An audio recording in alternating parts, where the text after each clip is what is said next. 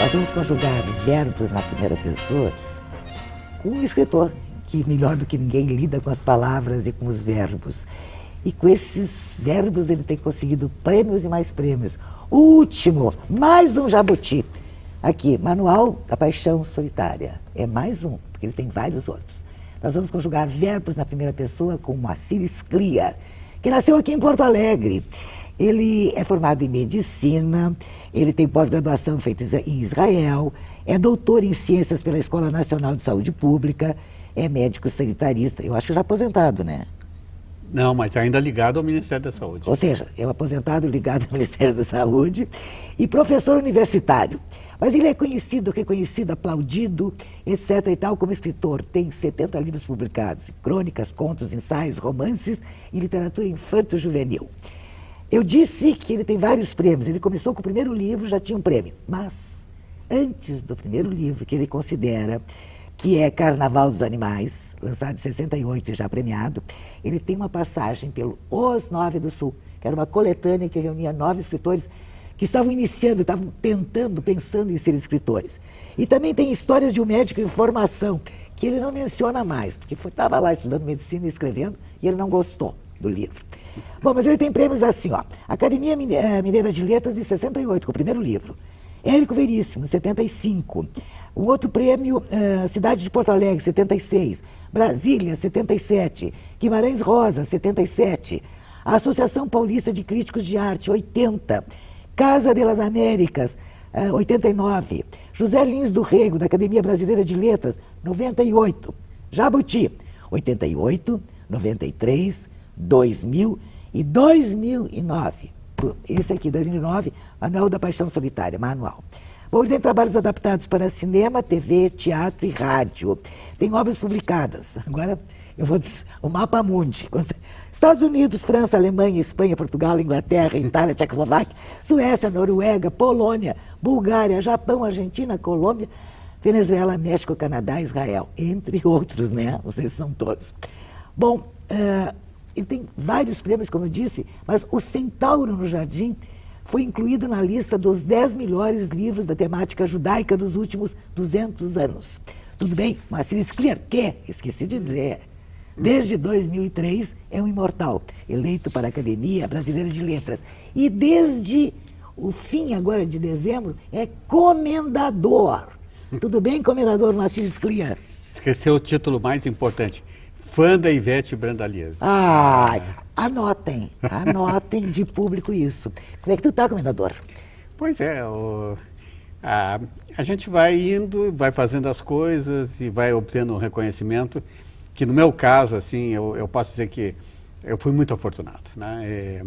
Tem tantos escritores de talento, né, que não são reconhecidos, que só são descobertos depois da morte, né? De modo que quando a gente tem os livros da gente lidos e resenhados e premiados e traduzidos e adaptados, é uma grande sorte, né? Pois é, fator sorte. Como é que é a sorte? Já ganhaste alguma cena, alguma loteria? Não, isso eu não ganho nunca. Aliás, o segredo para não ganhar qualquer sorteio é que eu faça a inscrição, aí não ganho. Pois é, mas acontece que tem sorte aqui. Como é que entra o fator sorte? O que é isso? Eu acho que é a conjuntura, assim, de, por exemplo, ter nascido no lugar certo. Acho que o Rio Grande do Sul é um bom lugar para um escritor, né? A gente vê, assim, nós temos um público leitor, os escritores gaúchos são bem recebidos. Uma época histórica que para o Brasil nem sempre foi boa, mas que para a literatura foi, né? E também, assim, realmente... o fato de pertencer a um grupo de escritores, né, e de trabalhar com bons editores, tudo isso ajudou. Pois é, o primeiro livro, esse, eu falei agora nessa coletânea, Os Nove do Sul, foi lançado em 62, no momento que no Rio Grande do Sul existiam 2 ou 3 escritores consagrados e ponto. E existia uma editora que eu acho que era a Globo, não sei se tinha outra. Tá. Ou seja, essa iniciativa de lançar gente nova no mercado, isso não pode ser sorte. Não. Como é que foi isso? Isso exatamente partiu dessa constatação, né? Era muito difícil publicar. E também tinha um fato curioso. Naquela época, e com uma gloriosa exceção, que era do Érico Veríssimo, né? Escritor era um cara que ele não se considerava obrigado a se relacionar com o público, né? Ele escrevia. Se as pessoas queriam ler, bom, problema das pessoas, né? Mas essa ideia, assim, de lançar livros, de fazer coletâneas, nem passava pela cabeça da maioria das pessoas, né? Mas eu era jovem, né? Por incrível que pareça, houve época que eu era jovem. E tinha um amigo também que escrevia, de grande talento, Carlos Stein, e nós resolvemos organizar essa coletânea. Ah, foram vocês dois. Exato. E uma coisa importante é a seguinte, que eu saiba, não tinha nenhuma coletânea de contos, né, naquela época publicada no Rio Grande do Sul. Tinha coleções de contos de autores, né? Tal autor publicava os seus contos.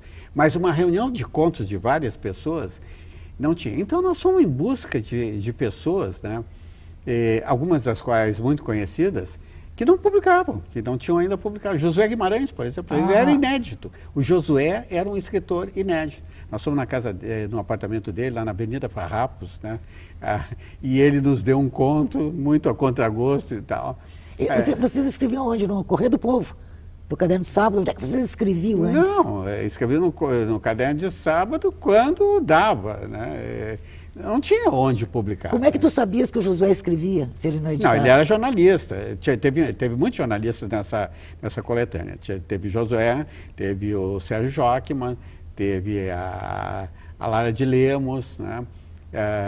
E tinha os conhecidos, o Arnaldo Campos, que era dono de uma livraria, a Tânia Failassi, que já era uma revelação.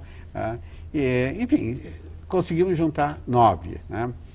E lançamos esse livro, que é um livro realmente assim muito original. Ele até tinha uma certa feição publicitária, porque o Sérgio Jockman falou com um amigo dele que era publicitário, e o cara organizou a edição de maneira que ela fosse atraente.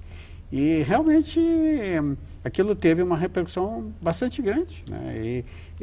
E para muitos dos escritores que estavam lá, foi o primeiro passo no caminho da ficção.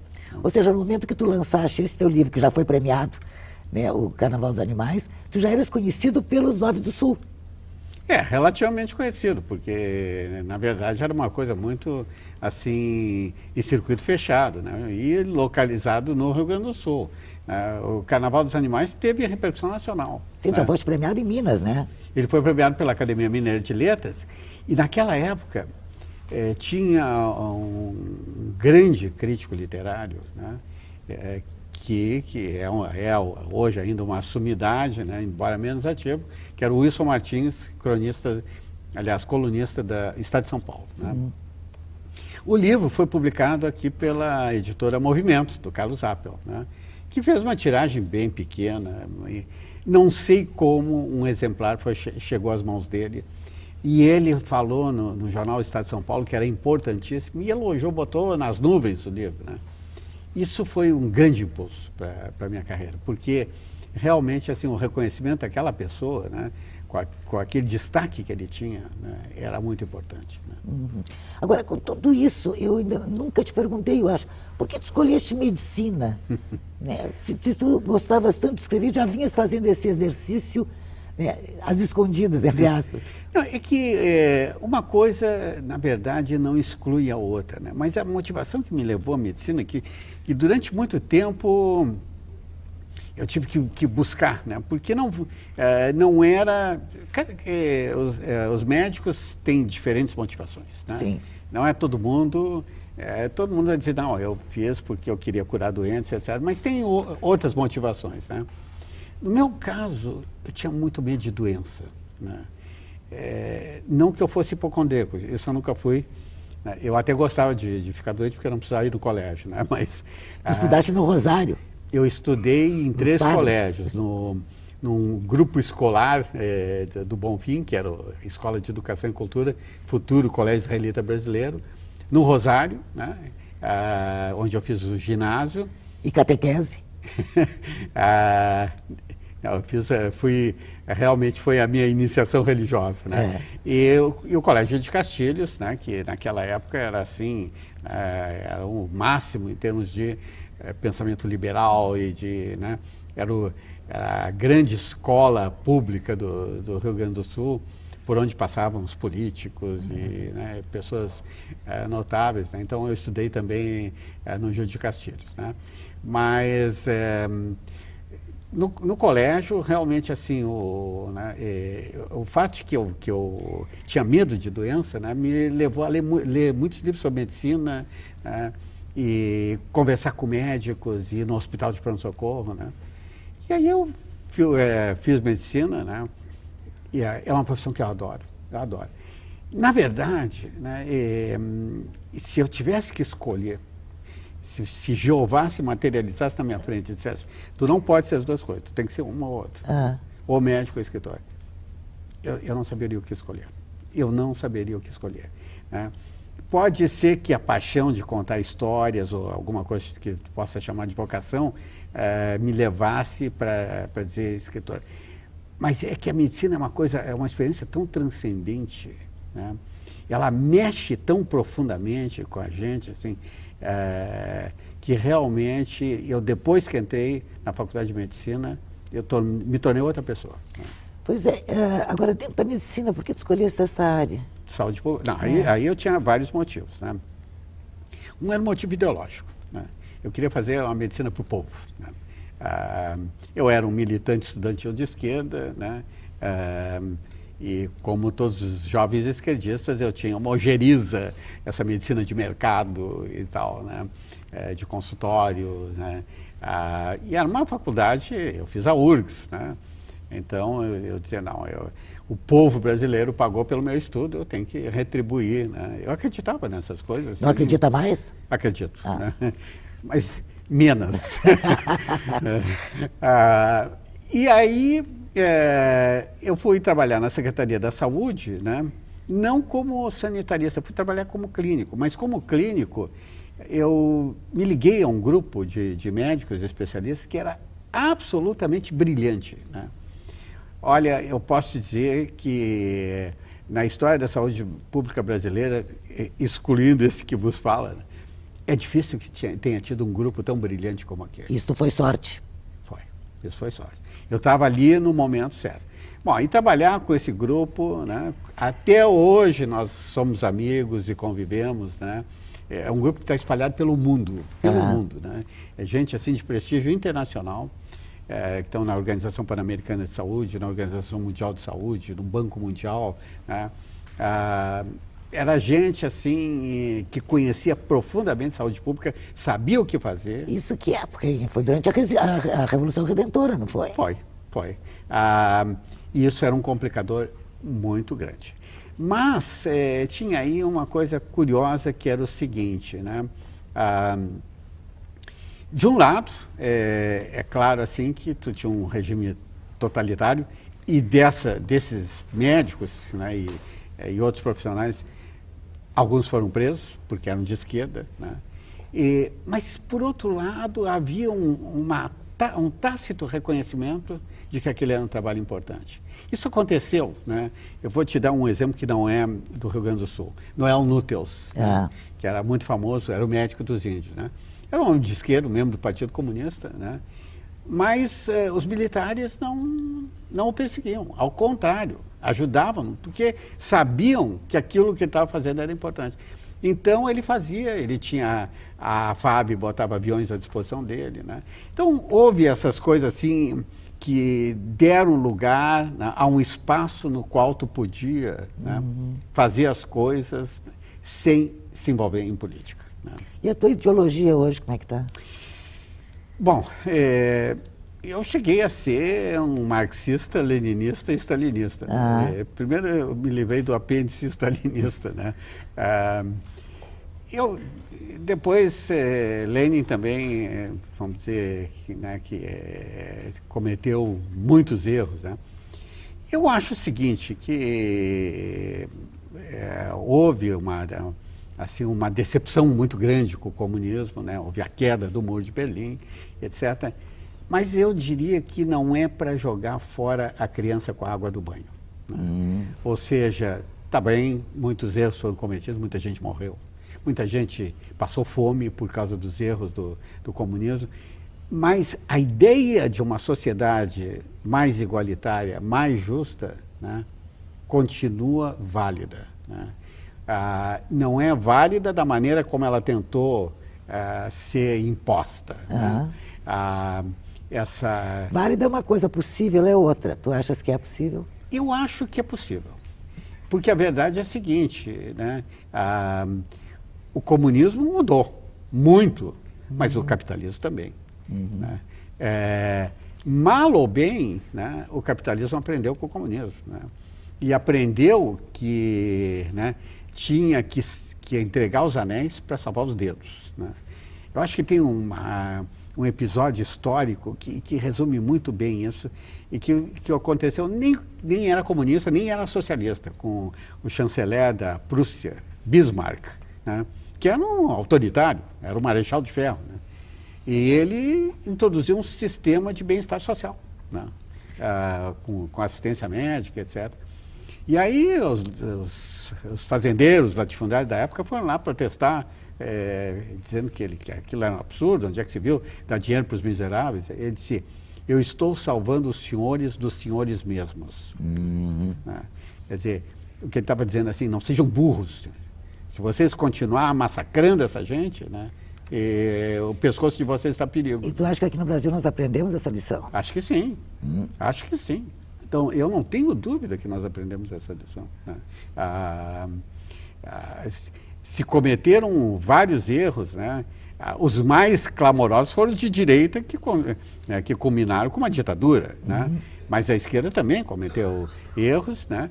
E agora a esquerda aos pouquinhos vai reconhecendo os seus erros. E eu acho que uma nova esquerda vai nascer. Não uma esquerda populista, né? Que faz esses lances espetaculares, voltados sobretudo para a mídia, né? Mas uma esquerda sensata, né? Capaz de provar, de mostrar, né, que uma economia solidária, uma sociedade solidária é mais sólida que uma sociedade eminentemente competitiva. Enquanto isso, tu estás no aguardo? Bom, a essa altura também não posso fazer muito mais coisa, né? Mas eu realmente, né, acho que escritores desempenham um papel, né? O que eu digo é o seguinte, né? Eu transformei aquela militância, que era uma militância de comícios e, né, de passeatas? De passeatas, e no caso da legalidade era quase que uma resistência armada, né? Mas eu me dei conta que isso tinha que ser transformado em ações práticas. E aí a saúde pública é ótima para isso, né? E a literatura também, né? Porque na medida que os escritores, né, motivam as pessoas para ler, né, que levam a cultura escrita para as pessoas, né, eles estão ajudando a sociedade a melhorar. Tu disseste que a medicina mudou a tua vida, te mudou como pessoa. Eu quero saber se o sucesso também te mudou, fez outra mudança em ti no próximo segmento, tá certo? Aguardem.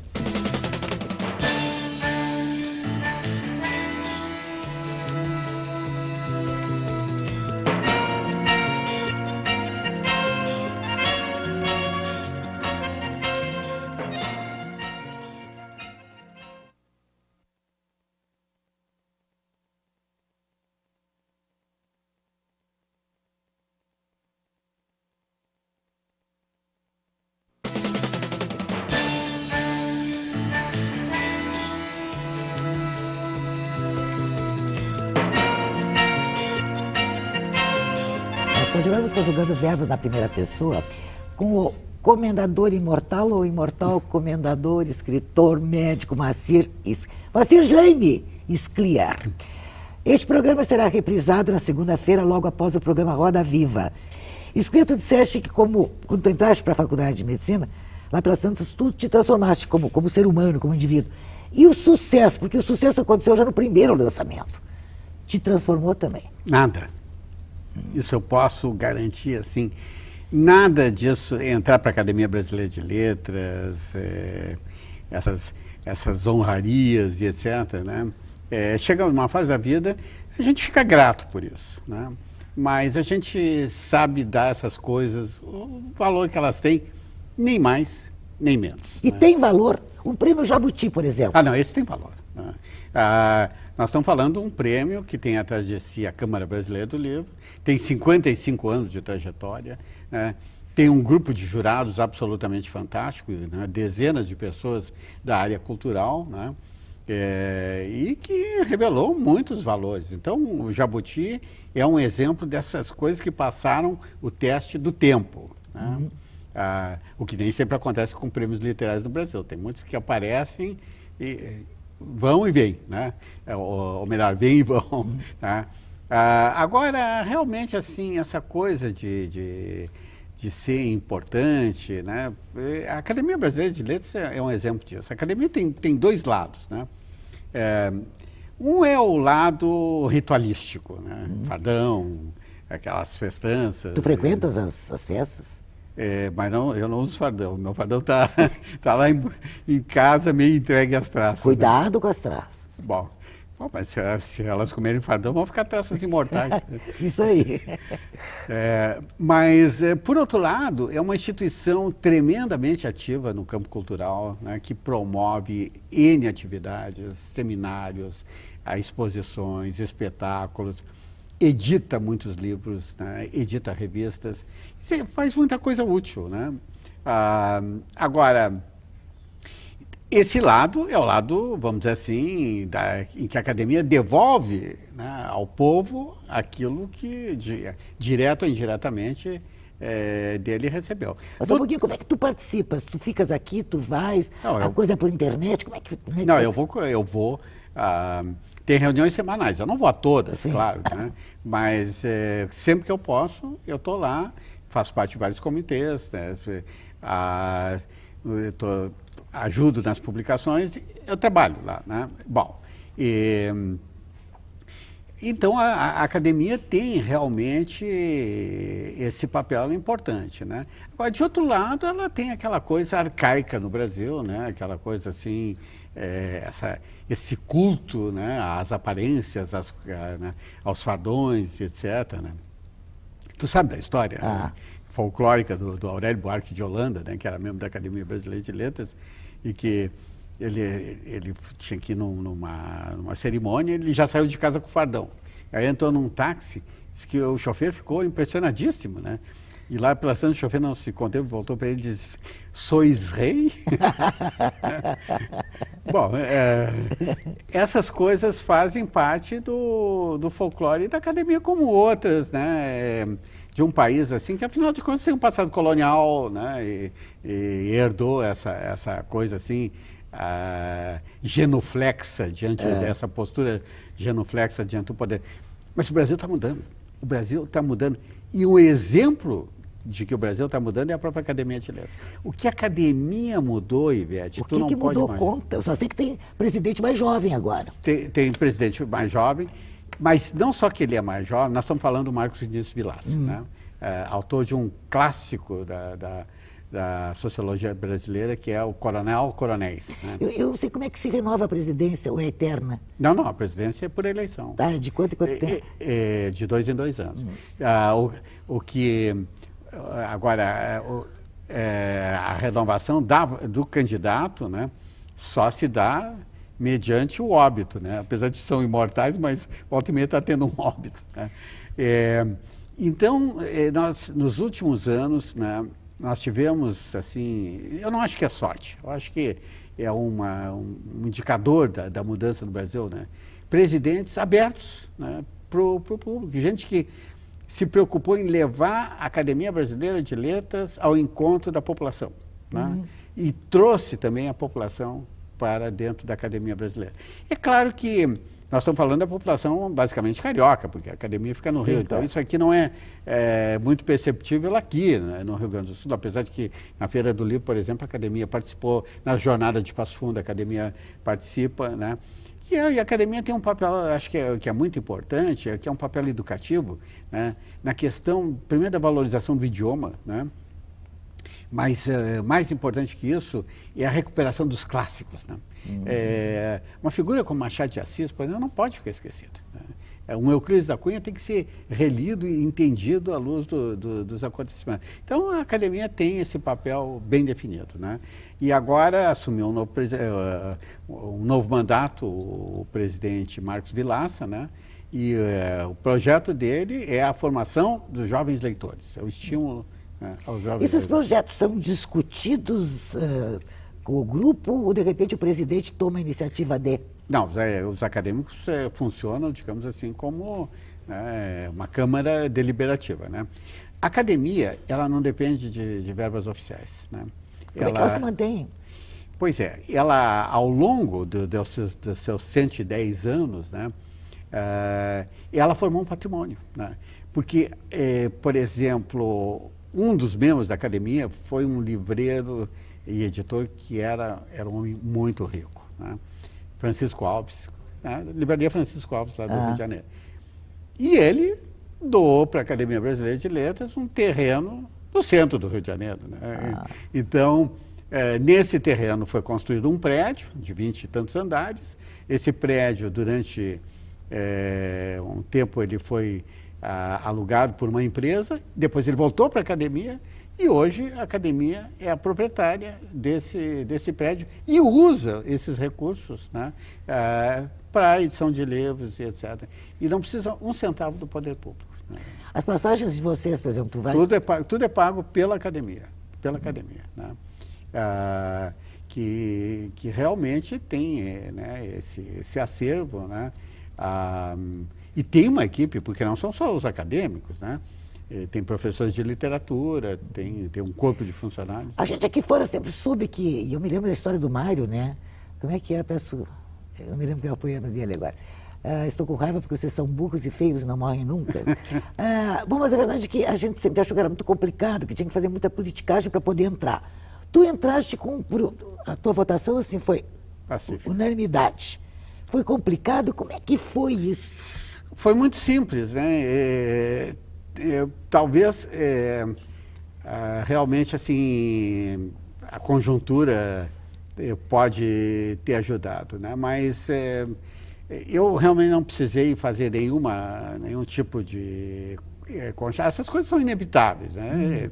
Sempre que tu tem eleição, seja num clube de futebol ou numa escola, ou qualquer coisa, tem as combinações, eu vou votar no fulano, né? Mas eu realmente não precisei fazer isso. O que no caso do Mário, né, ele tinha uma certa dificuldade em ser candidato. Né? Não era do temperamento dele. Né? E os adversários dele, né, ao contrário, eram muito hábeis. Né? E não só que eram hábeis, como eram caras assim também, com projeção intelectual. Né? Um era o Eduardo Portela, professor e tal. Né? Então, o Mário foi derrotado, né? Isso foi um trauma para o Rio Grande do Sul. Né? Foi um trauma. Eu me lembro eu escrevi, né, indignado com o resultado das eleições. Né? Mas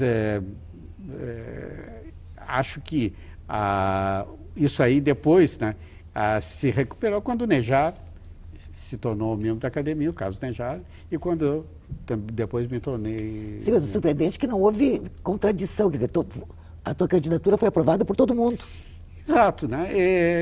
A verdade é a seguinte, que já tem muita gente da minha geração, né, na Academia Brasileira de Letras, né? Escritores que faziam parte do grupo que eu fiz, João Baldo Ribeiro, Anélida Pinhon, né, José Murilo de Carvalho, né? É um grupo grande de escritores, e eles, né, insistiam para que eu me candidatasse, né? Dizendo, pode vir, né, que eu relutava muito, né? Eu achava que não era uma coisa assim do meu temperamento, né? Mas a verdade é que lá pelas tantas houve uma tal pressão, né, de abaixo-assinados. Eu comecei a receber abaixo-assinados, né, que vinham do interior, apoiando a minha candidatura. Eu saía na rua, ia caminhar ali na Protásio, as pessoas me atacavam e diziam, como é que a gente faz para votar em ti? Né? Porque as pessoas pensavam que era uma eleição tipo vereador. Lá pela Santa, tipo, poxa, ou eu me candidato ou eu vou ter que sair daqui, vou ter que ir embora do Rio Grande do Sul. E aí te candidataste. E o fato, por exemplo, de pertenceres à academia, de tu teres esse sucesso com os livros, isso em termos de conquista do leitor, muda alguma coisa ou não? Ou tu conquista leitor por leitor, livro a livro? Ajuda pelo seguinte, a academia tem uma imagem, né, incrível. O Datafolha, que é o órgão de pesquisa da Folha de São Paulo, fez há uns 3, 4 anos uma pesquisa perguntando assim, qual é a instituição cultural mais importante do Brasil? 80% das pessoas responderam que é a Academia Brasileira de Letras. Né? A academia tem um prestígio incrível, incrível. Não entre os intelectuais, necessariamente. Né? Mas, assim, e na população em geral, né, é um símbolo. Né? E não podia não ser, porque, afinal, é a casa do Machado de Assis. Sim. Afinal, é a casa do Euclides da Cunha, do Guimarães Rosa, do João Cabral de Melo Neto. Né? Enfim, há um grupo enorme de escritores intelectuais. Né? É claro, tu vai dizer, mas tem o fulano que é político, e tem o Beltrano que é isso. Tem, é verdade, tem, né? E são os escorregões que a academia deu ao longo da sua trajetória, né? E que depois, né, servem como lição. E como é que é conviver com eles? Porque tu convives com eles, com alguns deles ainda. Bom, ou eles não vão às reuniões? Vão. Bom, tu senta lá, né? Então tem o tradicional chá, que é extremamente nutritivo. Eu não almoço. E como é que é o chá? O chá é uma variedade chá colonial? Que tu não pode... Olha, dá de 10 a 0 no chá colonial. É uma variedade. E aí, tu senta ali com aquelas pessoas, isso é uma meia hora antes da reunião, né? E é gente que viveu a história do Brasil. Assim, é uma coisa impressionante. São pessoas que conhecem tudo sobre o país. Tudo. Né? Então, tem historiadores, e tem sociólogos, tem diplomatas. Né? E tem os escorregões. Tem. Sim, tu está convivendo com eles. Hein? Tu está convivendo com os escorregões. Os escorregões em geral, né? Exatamente porque são escorregões não aparecem. Né? Então, quem vai são os caras, né, que têm uma atividade cultural dentro da academia. Né? Então, e aí são pessoas assim que têm uma obra, pessoas muito sérias, muito respeitadas, né? E conviver com eles é uma coisa muito boa. Né? Pois é, com tudo isso, Scliar, né? E tu produzes praticamente um livro por ano, né? Praticamente. Tu continuas prestando serviço da medicina. Eu quero saber exatamente por que está tão difícil de te aposentares da medicina. No próximo segmento, tá certo? Aguardem.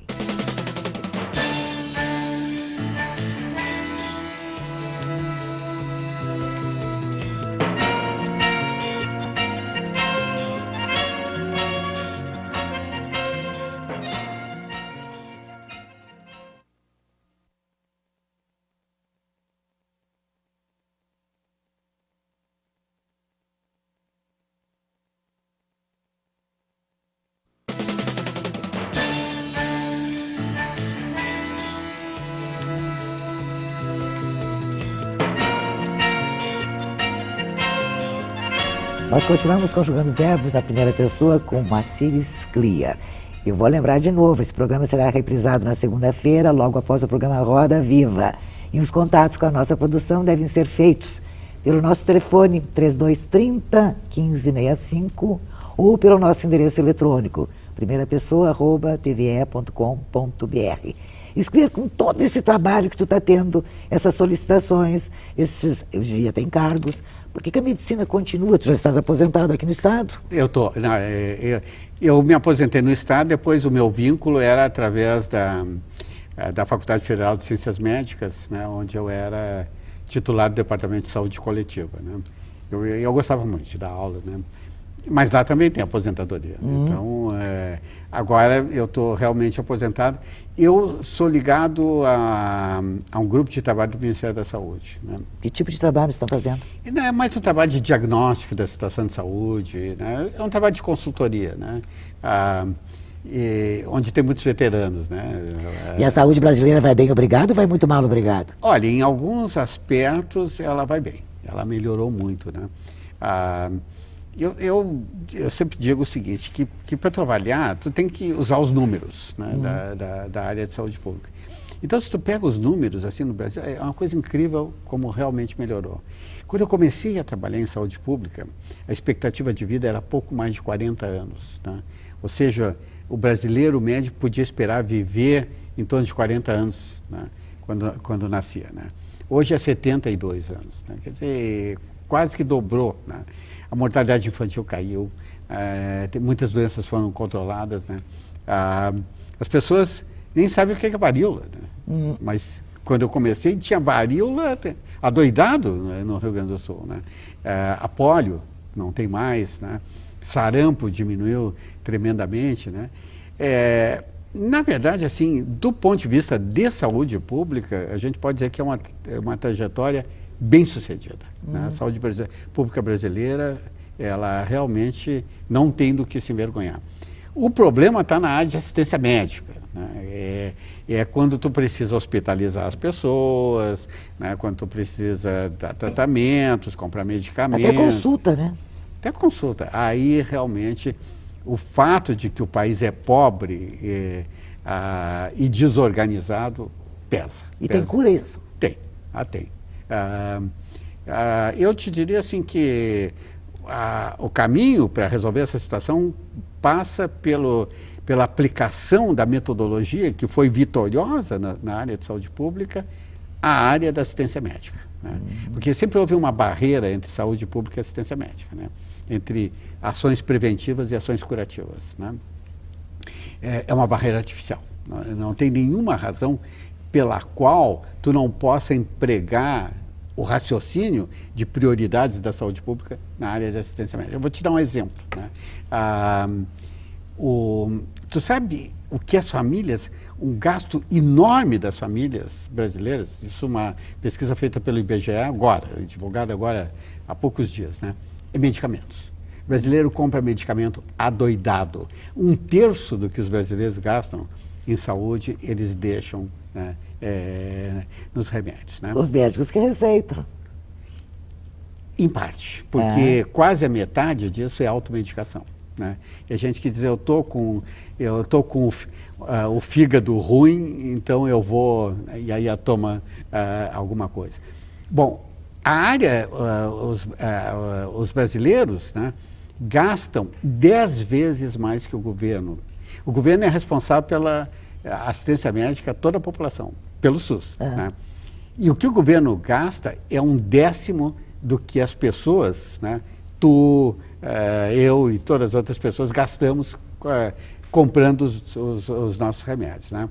Aí tu vai dizer, não, mas isso é porque o governo gasta pouco. Isso em parte é verdade, mas a maior contribuição para essa despesa é o fato de que as pessoas tomam remédio demais, né? Quer dizer, então o que há aí é uma falta de racionalidade, né? As pessoas, por exemplo, não tem nenhum sentido tomar vitamina, né? Suplementos vitamínicos, né? Porque se a pessoa tem uma dieta equilibrada, ela não precisa de vitamina nenhuma. Essa coisa de remédio para o fígado é papo furado, essa coisa de energizantes e etc., né? Enfim, todo esse folclore, né? E que se reflete inclusive na publicidade, né? Tem muita coisa assim realmente de explorar a credulidade das pessoas. Quer dizer, se fosse possível racionalizar o uso de medicamentos, né, e o uso de consultas e o uso de procedimentos, etc., se gastaria muito menos e muito melhor. Né? Tu foste para a medicina porque tu tinhas muito medo de doença. Não tens mais medo de doença? Não, não. E como é que tu te cuidas hoje? Como é que tu cuidas da tua saúde? Olha, modéstia à parte, eu acho que eu posso me citar como um exemplo, né? Eu não fumo, eu não bebo. Tu nunca fumaste, né? Não fumava? Fumaste. Fumei. E quem me fez deixar o cigarro foi um paciente. Um paciente do Hospital Sanatório Partenon, que é um hospital, tu te lembra, né? É um hospital de tuberculose. Né? Eu atendi os pacientes tuberculosos lá, e eu tinha um paciente que fumava. Eu disse para ele, olha, isso aí não te faz bem, tu tem uma doença pulmonar, tu fuma. Ele disse, mas quem é o senhor para me dizer que eu tenho que parar de fumar se o senhor fuma? Eu disse, tu tem razão, parei de fumar. Parei, né? E a partir daí não fumei mais. Eu não uso álcool. E álcool que nem na refeição, vinhozinho? Pois é. Aí já é uma questão de... É que eu não formei o hábito, então eu não... mas as pessoas realmente mostram essa mesma estranheza, né? Quando eu digo numa festa que me oferecem álcool... Mas tu não toma leite, né? Toma água mineral, pelo menos. Não, eu tomo suco de laranja, essas coisas, né? Mas as pessoas ficam... horrorizadas, né? Quando eu digo que não bebo, é por isso que eu sou de uma religião, né? que não pode beber. Mas eu faço exercício físico, quer dizer, eu faço as coisas sensatas que todo mundo tem que fazer. Né? E essas coisas sensatas, esse estilo de vida sadio, é a melhor coisa, a melhor garantia de preservação da saúde. E que espaço tu está reservando atualmente para escrever? Agora... bom, eu tenho muito mais tempo. Claro, muito tu mais escrevia tempo. de noite, né? Eu escrevia quando dava. Né? Ciro tinha uma expressão, Ciro Martins, disse, eu escrevo no rabo das horas, né? Aí hoje seria uma expressão meio politicamente incorreta, mas o que ele queria dizer é que ele só podia escrever quando dava. Né? Em fevereiro, que é o mês clássico de férias dos analistas, ele escrevia, né? Eu também só escrevia quando dava, né? E eu me acostumei a escrever nas circunstâncias mais inusitadas, né? O computador, o laptop te ajuda muitíssimo. Então eu aprendi a levar meu laptop, né, no avião, e no hotel, e aqui. Onde eu estou, eu abro meu laptop e escrevo. Mas peraí, o livro está acontecendo aqui. Em primeiro lugar, tu levaste horas para chegar no computador. Do computador para o laptop foi fácil. Eu acho difícil. Foi fácil. Não. Do computador esse... o segredo é tu ter um filho chamado Roberto Scliar, né? Tu além de grande fotógrafo, né? Ensinou os pais dele a trabalhar com computador, né? E é um gênio disso aí. Ele realmente, assim, nos introduziu na informática. Né? Se você tinha esse computador de mesa, tu demoraste um pouco. Não, mas eu comecei pelo laptop. Tu começaste por ele. E ele comprou para nós um laptop. Né? Bem então... mais difícil. Bom, tu escreve em qualquer lugar, no aeroporto, no avião, mas vem cá, e a história está acontecendo como? Ela é mobilizada instantaneamente, né? Ela está lá no compartimento, né? Esperando, né? Para ser chamada, e ela vem, né? É uma questão de hábito, né? Porque eu também pensava assim, não, tem que ter inspiração. Sem inspiração não é bobagem, gente. Né? Isso o jornal te ensina. Né? O jornal, e tu sabe. Né? Que tu não vai, se tu tem uma coluna, por exemplo, tu não pode esperar que escrever só quando tu tem inspiração. Tu vai escrevendo e a inspiração vem. Porque é exatamente o contrário do que a maioria das pessoas pensa. As pessoas pensam assim, inspiração e aí o texto. Né? Mas a gente descobre que a gente escreve e aí vem a inspiração. Né? Tá, mas tem o romance, a crônica é uma coisa, o romance é outra, porque o romance tem continuidade. Né? Quer dizer, então tu escreveste ontem aqui na tua casa, de repente tá no avião, aí de repente, sei lá, te derrama um café no avião, tu segue escrevendo? Eu sigo, mas primeiro tem que limpar o café. Né? Tá, e a história está pronta ou ela vai acontecendo à medida que tu escreves? Não, no meu caso, a história nunca está pronta. E eu sei que tem muitos escritores, né? Que quando começa a escrever já tem tudo na cabeça, até dividido por capítulos. Né? Sabem direitinho o que vai acontecer em cada capítulo. Não é o meu caso. Eu vou descobrindo à medida que eu vou escrevendo. Agora, pode acontecer e já aconteceu várias vezes, né? De eu começar a escrever uma história e de repente ela não decola. Né? Aí a experiência também me ensinou o seguinte, quando isso acontece, deleta. Né? Tem que deletar. Não tem que guardar. Porque uma história ruim, dificilmente, sobretudo se é um conto. Né? Um conto ou nasce bom ou ele nasce morto. Tu tens tido trabalhos adaptados para televisão, para cinema, etc. E tal. Tu tens sido feliz nessas adaptações, hein? É muito variável, né? Agora, por exemplo, né, foi adaptada de um livro meu, A Mulher que Escreveu a Bíblia, uma peça, né, que é fantástica. Essa peça está percorrendo o Brasil, né? Está fazendo... Já esteve aqui em Porto Alegre algumas vezes, né? Tu gostaste da adaptação? Eu gostei da adaptação. Né? Mas às vezes eu não gosto. Às vezes realmente eu tenho problemas com a adaptação. Mas eu nunca interfiro. Né? Quando alguém me diz assim, olha, nós queremos adaptar tal livro, né? Aí vamos ver o contrato, eu assino o contrato, e o contrato assinado, a pessoa faz o filme que ela quer. Sim, mas quando tu não gosta, de repente, é como se tirasse um olho do teu filho, um dedo Não, do... não chega tanto. Não, mas é um choque. Mas, olha, nisso vale uma frase que o Jorge Amado uma vez me disse. Eu era muito amigo do Jorge Amado, né?